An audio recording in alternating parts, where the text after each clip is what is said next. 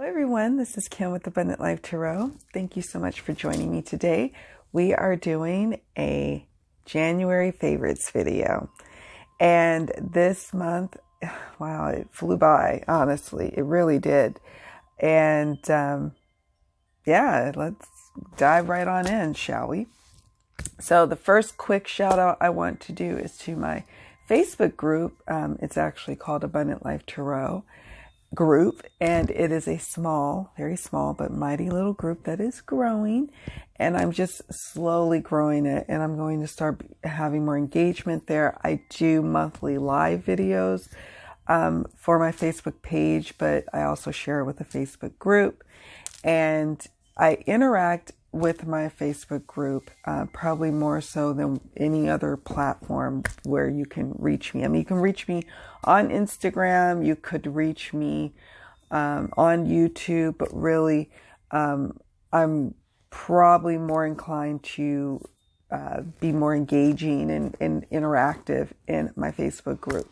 So check it out. The link for the Facebook group will be in the description box below. All right.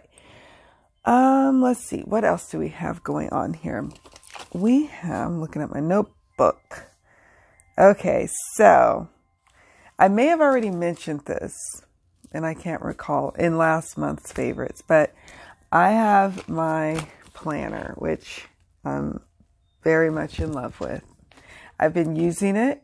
I think because I love it so much, and it's personalized. Because I love it so much, I have been using it and I have been feeling a lot more calmer this year with my planning situation. I finally got into a groove of planning. Like sometimes it's difficult to get into a groove when you're trying to figure out what is your style, and then you beat yourself up if you don't get the things accomplished. Well, I've got some things that I worked around with that, but that's not what I wanted to talk about.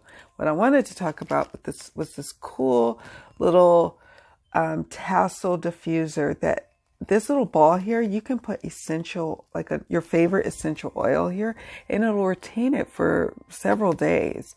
And so this is a cool little thing. It's supposed to be a key ring, but I used it as like a little charm for my planner, a little key charm or something like that for my planner. But it's super cute, and you can have it on your key ring. And if you're in need of an essential oil, you could dabble this on and, have it with your keys, and you get wafts of that, and it gives you that healing that you need. So that's just something to think about. I will put a link in the description box below for this cool little tassel. It was super inexpensive, super cute stuff in the shop. It's an Etsy shop that I got it from. So check it out. Next up, we're going to talk crystals. So I'm just going to show and just mention these because, well, I'm not going to go into everything here, but blue kyanite, blue stones in general were really important to me. Like I have blue calcite, but I wasn't really called to use blue calcite. I was called to use blue kyanite to really help with my ability to share and articulate things. A lot of people believe in like the chakras and the throat chakra, which controls our ability to communicate, our ability to convey what needs to be conveyed and to not have it stopped. And I felt like there was a stoppage where I wasn't really, like in the workplace, I wasn't really, protecting my own interests. I was being a yes person. I was, being a yes person more so than anything. And it was killing me. So it was important for me to kind of really sit with why was that going on? What was that about? And working with blue kyanite really helped me with that. Really helped me as I journaled about this, really helped me as I meditated on it, and then also ultimately helped me as I was able to find my voice and speak up and say what I needed to convey and move towards a better situation. So that's exciting. You know, that is exciting to see magic in action, manifestation in action.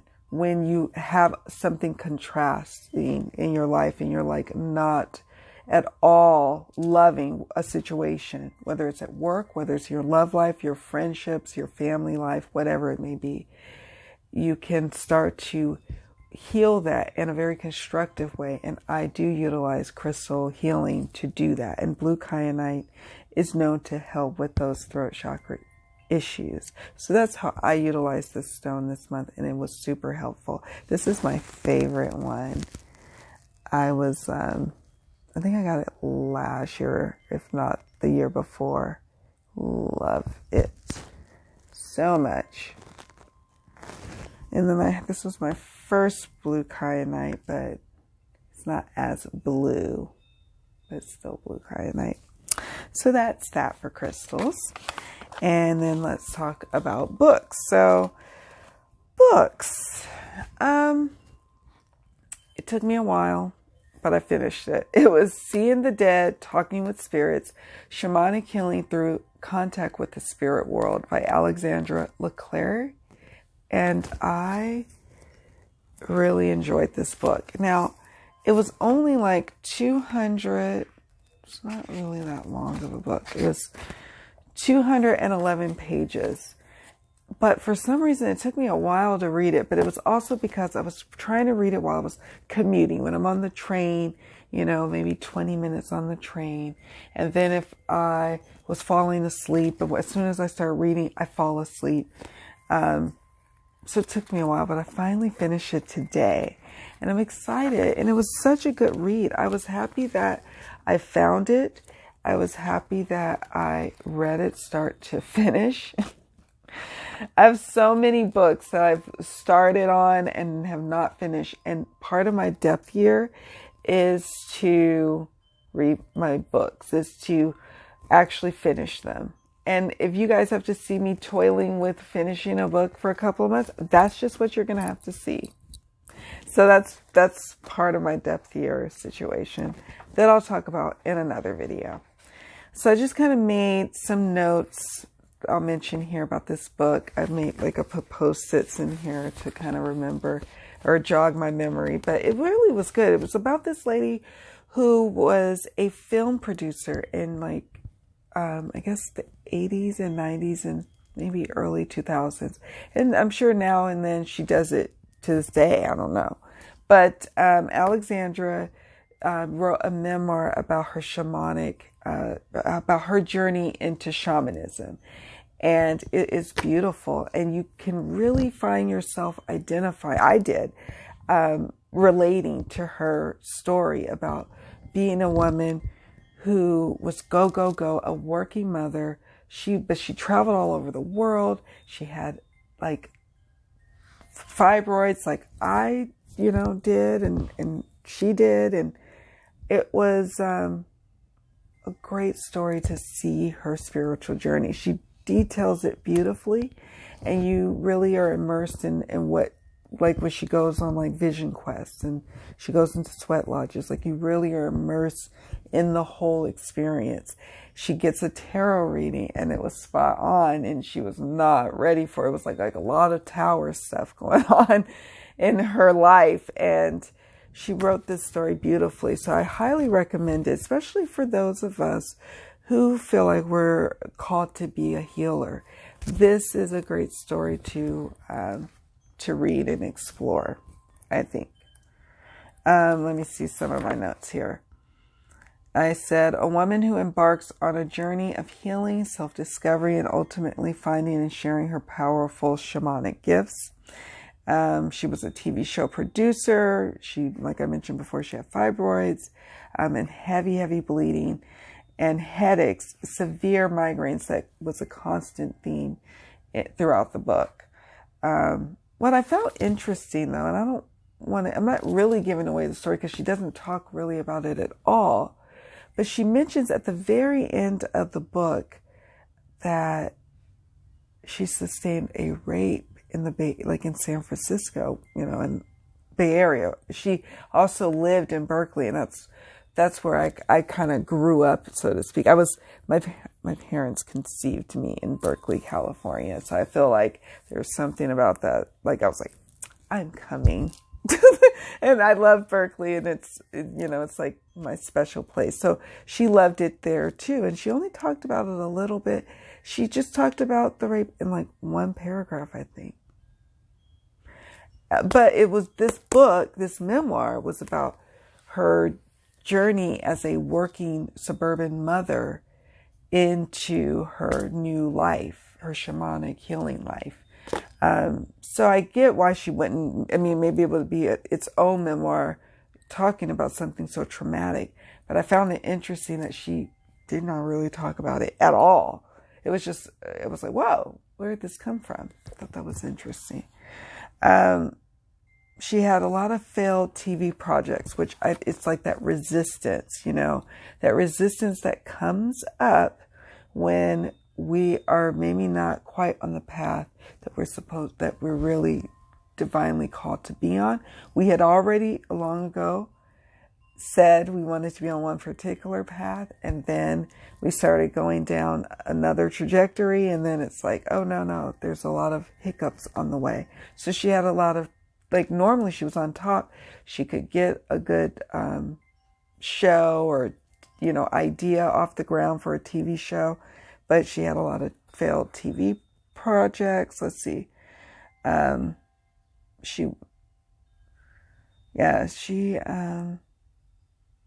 was an interesting show. And it was funny because she came to shamanic healing because she was able to get healed for her fibroids from a healer. And she wanted to produce a show about healers or about that phenomenon. And in the end, she found out that she herself, you know, is a healer. So a beautiful story. Let me see if I have any other tabs here.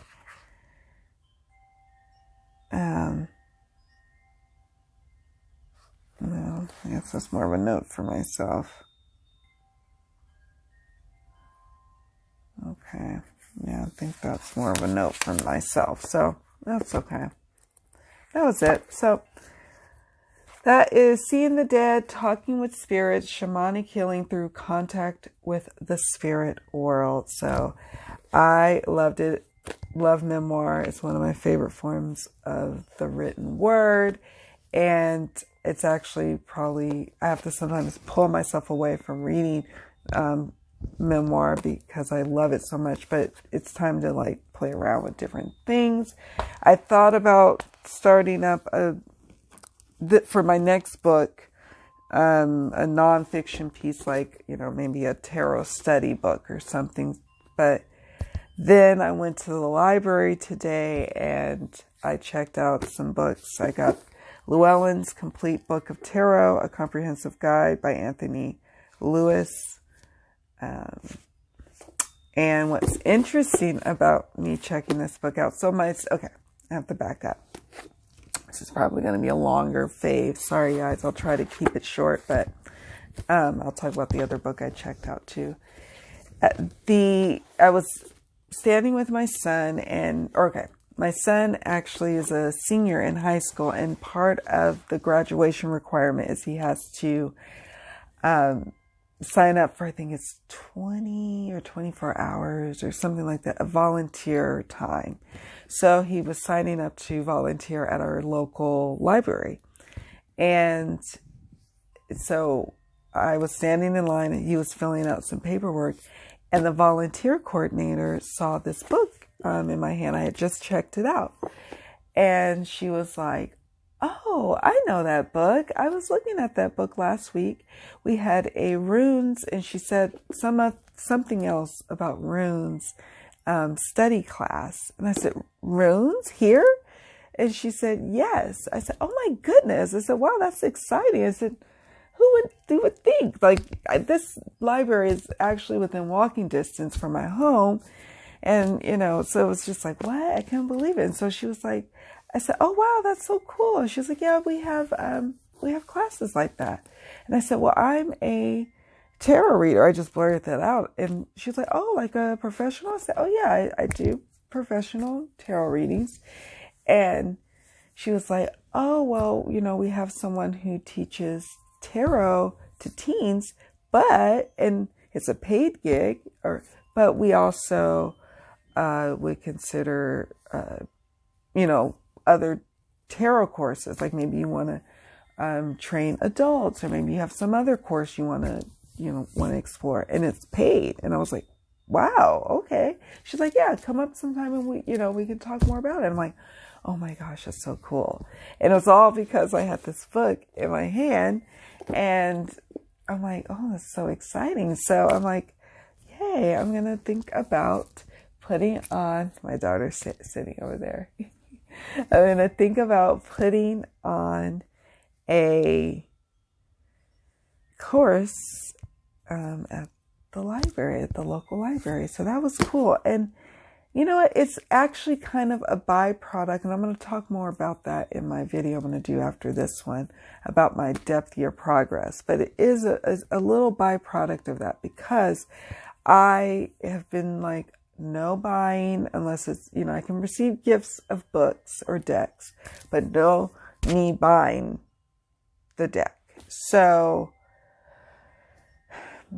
I use the library as a means of getting fresh books. So I checked this book out, and when I did that, it opened up the opportunity for the librarian / volunteer coordinator to see the book and then recognize it, and then we chit chat about runes and tarot. So that was exciting. And then I also checked out, okay, so I wanted something light, funny, fun, a little cheesy, because I sometimes read some serious, heavy-duty anthropology, like cultural anthropology, like nonfiction pieces, heavier stuff, I'll just say. And I was like, no, I want something light for Valentine's month. So I got the Give the Devil His Due. It's by Steve Hawkins Smith with Lisa Falco. It's a tarot mystery. It is so, like, I don't know, I think it's probably for young adults or teenagers, but it's super cute and I like it. And so far, I started reading it in the library while I was waiting for my son with his 1-hour orientation for becoming a library volunteer. And yeah, it's cute. It's got pictures of like the different cards that might come up. And this is a novel. This is like a novel. This is not nonfiction. This is actually fiction. It's a mystery. So we'll see how that goes. I'm going to be reading this one and kind of consulting with this one because I'm going to be creating courses for both my website, Abundant Life Tarot. I've got it down as Abundant Life Tarot Academy, Alta. And then also I'm going to explore this idea of holding courses at my library. So I'm super excited so far about with 2020. It's been great. I've been with Depth Year, I've been focusing more of my energy back into projects that I kind of stalled, and trying to hurry up and at least get drafts out so that way I can get them out the door. So I'm kind of under the gun with that. After I'm doing a lot of my video uploads, the rest of this coming week, unless I got readings booked, will be devoted just to my creative projects and my courses that I'm creating. So more to come on that. Yeah, so it's exciting. I'm so excited to finally finish a book. Oh my gosh, I don't care if I only finish a book a month or a book every, 2 months, whatever. I'm going to take my time and I'm going to go through my little library I've amassed and then give away books, donate them, sell them back to my bookstore, whatever the case may be. So excited about that. All right, guys, here we go. I'm looking at the time mark. It's 1935 that we're talking about Oracle. I don't remember that. Sorry. I'll put that in the time, 1935. So that way, if people just want to see about the decks and not about any other stuff that I talked about, they can go straight to that. All right, so Oracle. Let's talk Oracle. Oh, okay, sorry guys. The Sovereign Oracle by Teresa Pridemore is a 93-card oracle deck with words and prompts to guide creative endeavors. I adore this little deck. I did not do a traditional unboxing like I normally do with this deck. I used it straight away because I was working on some creative project. So I got it in the mail. Like, I think, did I order it from Etsy? Like Etsy shop? Not sure. But let me see. She says on the back here. It's created in 2018. Anyways, great deck. I end up doing an unboxing of sorts or a reveal on one of my Facebook lives. So I did that, but I did not. What am I trying to say? I couldn't wait. I couldn't wait to do an unboxing of it, so I didn't. I just used it straight away. It's a deck really primarily for me. I might later on use it for clients, but it's a deck that it really helps to spark inspiration. It helps to, let me show you. It sparks, it's also like a tool. You can use it for divination to divine for future. Like if you want to ask about the future, there will be cards that come up. This is foundation. And it has the meanings on there. It says foundation. Lay the concrete first. That's the first sentence. The next one is establish patterns, create coherency and stability. And the last sentence is know that you deserve sustainability. Allow it in. And that's foundation. Here's order. Find a drawer and organize it, literally or metaphorically. Take command and aim for your desired result. And the last one is find the right sequence. Be careful of perfectionism. No images, just really small. Shadow. False projections rule the day. Be lovingly inquisitive. Allow the hidden to be revealed and healed. Let the darkness serve to give definition to the light. Love that.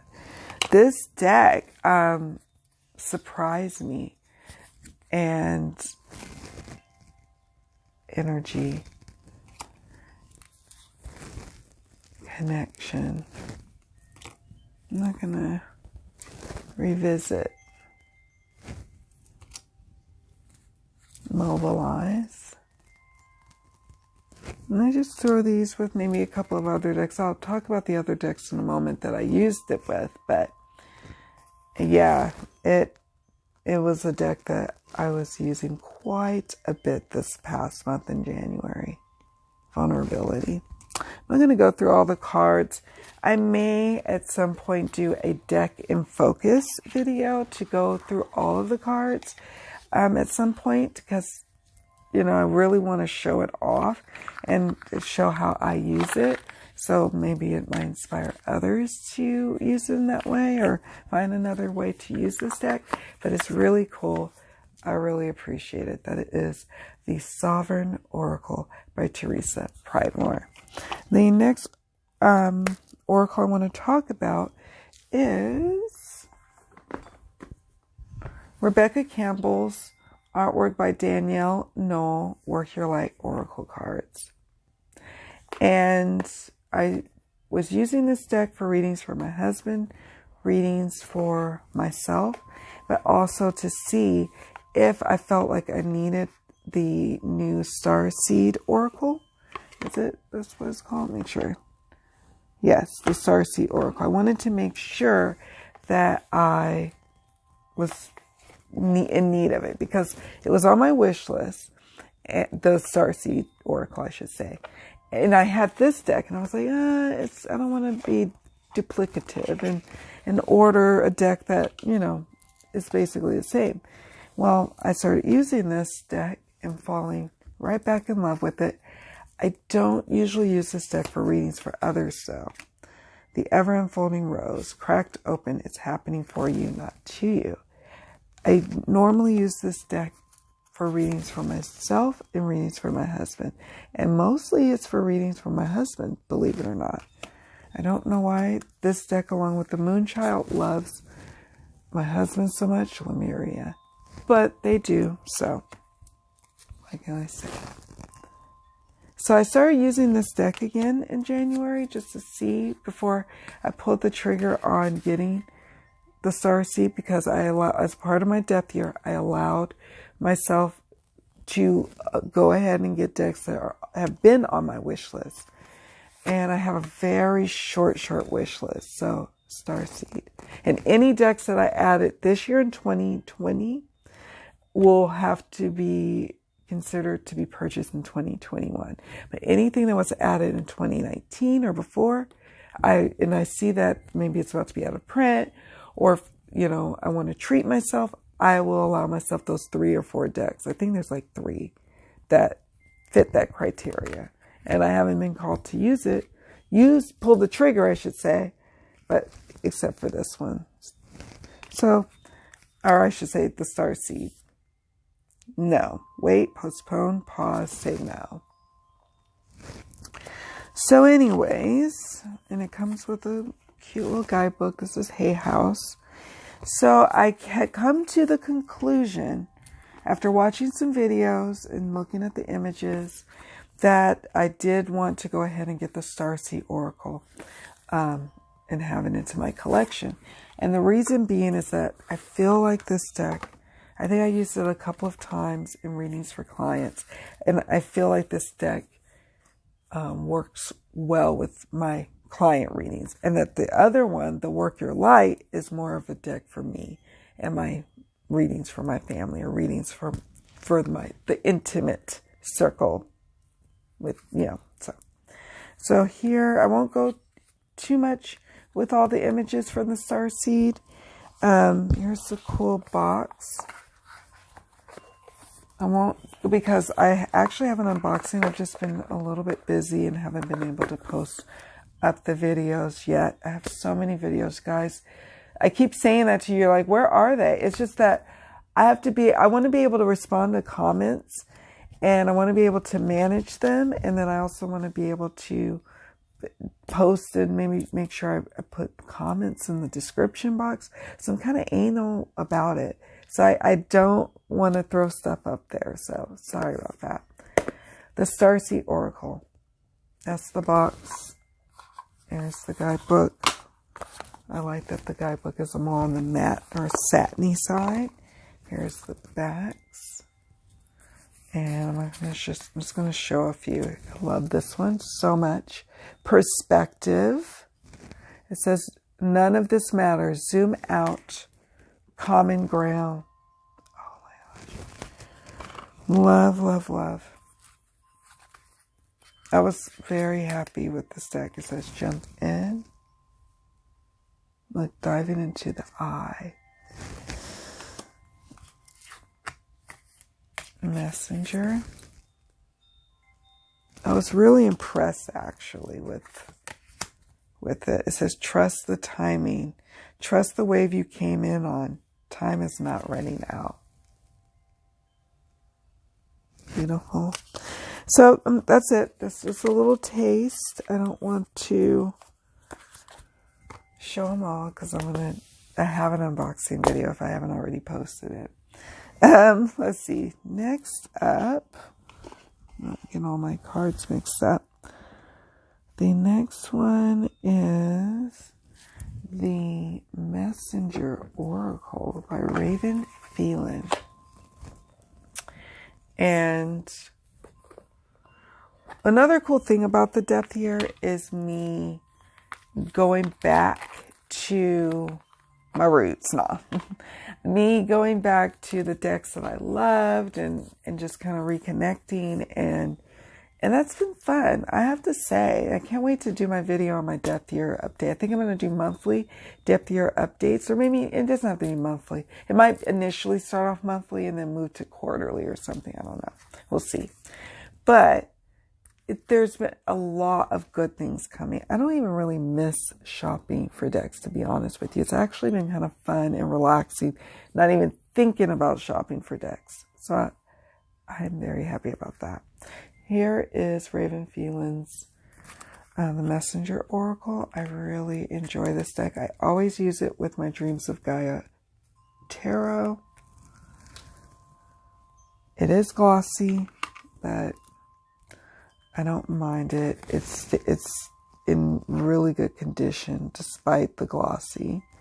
That's one thing you can say about Blue Angel decks, is that they may be glossy, and now they don't make them as glossy. They make them matte now, but back in the day they made them glossy, and they still are holding up. Gorgeous deck. Reveal your truth. So focus and then act. I really enjoy this deck so much. I've been using it. This is a deck that I was using in conjunction with my Sovereign Oracle. This along with the Dreams of Gaia. And the reading's just on point, powerful. And, well, let's see. No, I have one more oracle and then we'll move to the Dreams of Gaia. So I'll kind of keep the Messenger Oracle on the side here. The last oracle I'm going to discuss is the Hero's Journey Dream Oracle by Kelly Sullivan Walden. Artwork by Rasuli. And I've talked about this before. I have an unboxing. I've had it for a couple of years now. And what I do is I will draw, or I'll shuffle the cards, especially after I've had a dream that I remember, and I ask, what is that dream really trying to tell me, Spirit? Or, Spirit, is there something that I need to pick up on next, on the other side? And then I just need to download. And the card that I got that I had on my altar for several days is Eyes on the Prize. Trust the guidance of your North Star. And I had a dream. Well, I won't go into the dream because it'll keep us right here. But basically it was like I was getting off the train where other people were on this train. And I felt like this train is about to go off the cliff. I said, in my dream, I remember saying, I've been here before. And I don't want to do that again. I got off at that stop. And the dream left them, and I had to figure out, I went through this labyrinth maze to try to get back to this train stop, so I can go back to the other direction and kind of start over. And I was like, I don't usually remember my dreams, but that one I remembered. And so I shuffled the cards, and this card came up, Eyes on the Prize. Trust the guidance of your North Star. And I'm going to open this box. This is another Blue Angel. And who says you cannot have fabulous mass-produced oracle or tarot? You can. You really can. I mean, they're glossy. Yes, they are. But still really good. I'm going to see if I can find 44. Maybe just a quick. Because she has, in the guidebook, lots of good information here. A Steve Jobs quote, the message, a dream symbol star, mantra, and I love the mantra, I am connected with the celestial body of the universe. I have permission to shine at maximum wattage. And the dream symbol is the star. I'm not going to go into all of the meaning here, but I also have pulled the star card from the Slow Tarot about a particular situation I was going through. And this was just confirmation. The dream, this card, the star card from the tarot, that I was on the right track and things are going to turn around. Keep hope, keep faith. And things did turn around in that situation. So that was pretty cool. So my mother got this for me the Christmas before last, 2 Christmases ago, and I love this deck. She saw it on my her or my sister saw it on my Amazon wish list. Here's some other cards. That says, stand up and be recognized. Ally in disguise. And so she ordered it as part of my Christmas present. You hold the key to an awakened life. Set yourself free. I love that one. Trip the light, fantastic. Dance with the universe. Yes. Sometimes you just need to dance. Sometimes I was thinking about that. For me, dancing resets everything. Dancing is like life for me. Singing is life for me. Like singing, dancing, moving, laughing, clapping, making noise, all that. Life. Resets things for me. Dream sanctuary. Attend to the simple things. Gorgeousness. Divine discernment. Step back to find clarity. Become the elixir. Let your glow do the heavy lifting. Pretty. And check out, I think if you do, if you do a search within my channel and you look up the hero's journey, I'm pretty sure you'll be able to find like me discussing this deck at length in other favorites videos. And of course, I probably did an unboxing. So check it out. Check those out because I talk about this deck in a couple of videos for sure. At least the unboxing and then probably one or two favorites videos in the past. And I encourage people to check out some of my past favorites videos. Like if you do a search in my channel, like the little box that comes up when you can search things, and you search different decks, you can probably find me talking about that particular deck in several videos, and you could see how I've been working with it. So just a little tip. That's all. Just a little tip. So that's the last oracle I'm going to talk about. Now we're going to move to tarot. Let's see what we're going to talk about. Oh, the Moonchild tarot. I'm going to take a sip of my beverage too.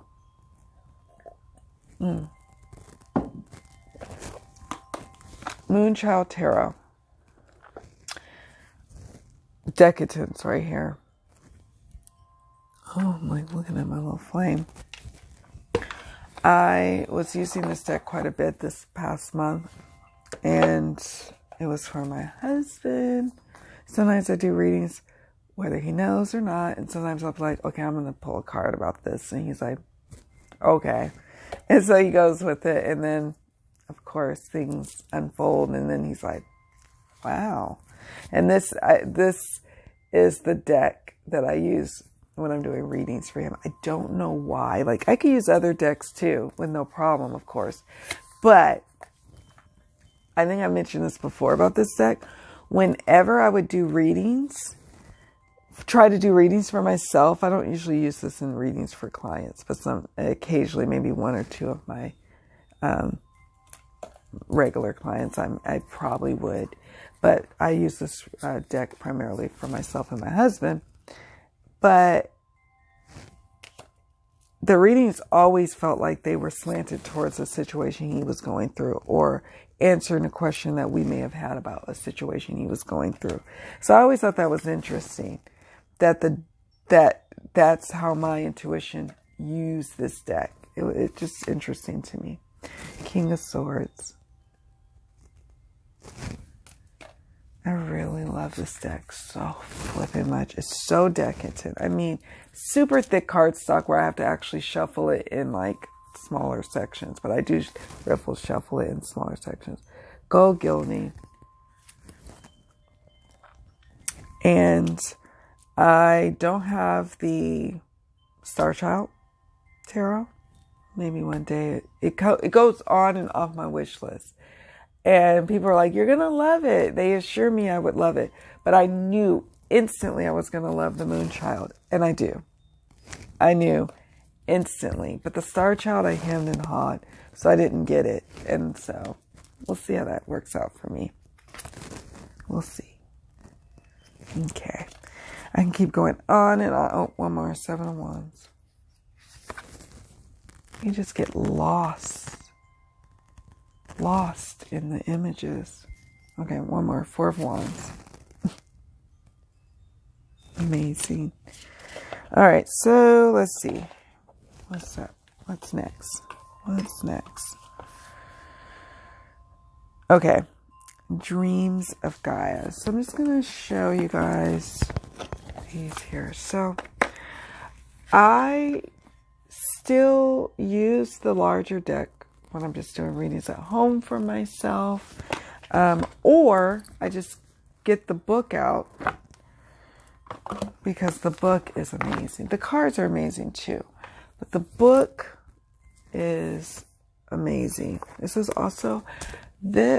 is, well, I should say the Moonchild is independently produced. This is produced by Blue Angel. And then I couple this with this little pocket-sized deck. And it's just a match made in heaven. This one does come with a little guidebook and just has the key phrases and key words, which is fine. But if you're doing some deep, tarot work, then it's probably a good idea to consult the guide, because Raven writes like a dream, and I enjoy her interpretations of her cards. I love how in depth she goes. She created her own tarot system, for Pete's sake. This is the real deal. Not everyone resonates with the Dreams of Gaia, and that's fine. And it's always interesting to me when people don't, but I do. And yeah, I don't always consult it every single day or every month. Here's the backs for the pocket. I don't, but I still will go to it from time to time when I really need some deep answers and some real answers, and it just heals me right up. And I journal with it. I journal with the meanings, and I really love the smaller pocket size because now I can really shuffle them. They're like this matte, soft, buttery card and card stock. I love it. Love, love, love. And like I said, I still do time to time use the larger size Dreams of Gaia deck. I do. Especially if I want cards on my altar. I'm not going to have like shelves, and I'm not going to move the camera to show you. But I have various altars throughout the house that I would put the cards up. Maybe cards that came up with this one that I want to still kind of work with and kind of still sit with the meaning. Then I'll have the bigger tarot card, the Dreams of Gaia Tarot, out, on display. Well, that's a big flame. So, yeah, I love, love, love the Dreams of Gaia Tarot, both the pocket and the full-size edition, because, well, yeah, sometimes you need a bigger card, sometimes you need a smaller card, and it was brilliant of them to make the decision to give us the pocket size. Thank you, thank you, thank you. And then last but not least, certainly not least, is the Slow Tarot. The Slow Tarot I adore is by Lacey Bryant, and I backed this on Kickstarter. Impeccable Kickstarter. It was just start to finish here pretty quick, in my opinion. I am number 553. Here's the signed card. I like when deck creators give us a signed card. It makes me feel important and special. I'm just kidding. But it is a nice touch. Here's the guidebook, the little brown, not white book, but little white book. And it's a good little white book. And I wasn't tripping off of having a guidebook, like a full-size guidebook. Didn't need it. Here's the start card that I was talking about that I mentioned earlier that I got with this card. they don't go. This is on a different part of my altar, but these are the 2 cards that was like, okay, you're on the right track. I am so in love with the Slow Tarot. I use it in readings for myself and readings for others. I think because it's in close proximity to my bed, because my bed is, we're in my bedroom today, just so you know. I wanted to change it up and have a different spot to do my video, so I'm just trying different areas to change it up. But this sits on this shelf, and my bed is like right there, and it sits on that top shelf in front of my orange calcite, or is it my strawberry calcite? Anyways, it's like holding a piece of fine art. It was also supported by the Modern Eden Gallery, like art gallery, and she's from San Jose, or I believe it's San Jose or Santa Clara, San Jose, which is in my former neck of the woods in California. So I felt like I should support, and of course, I think that's why I have a deep resonance with this deck. But it's also really, really pretty, and I love it so much. And gives super accurate readings, and it's gorgeous to look at. It's gorgeous in the hands. I used to hate the smell because it, like, when it came out, it came straight, I guess, straight off the printers to my house. Like probably within a matter of days, like where they didn't get a chance to air out. Now, I adore the smell of the deck. Imagine that. It's settled into a fine smell. That's probably because I use it a lot, this deck. So, oh, look at Five of Swords. I love that Five of Swords. Let's see if I can focus. Trying to get it to focus. There we go. So yeah, there you have it, folks. Those are my favorites. It's a lot for January. I had a lot going on in January, but a lot of good stuff, I have to say. And I want to hear from you. What were some of your favorite things in January? And what are some things that you used in January and you're going to probably continue to use in February? Those are fun things to know about too. So anyways, guys, thank you so much for joining me. I will see you all in the next video. Bye.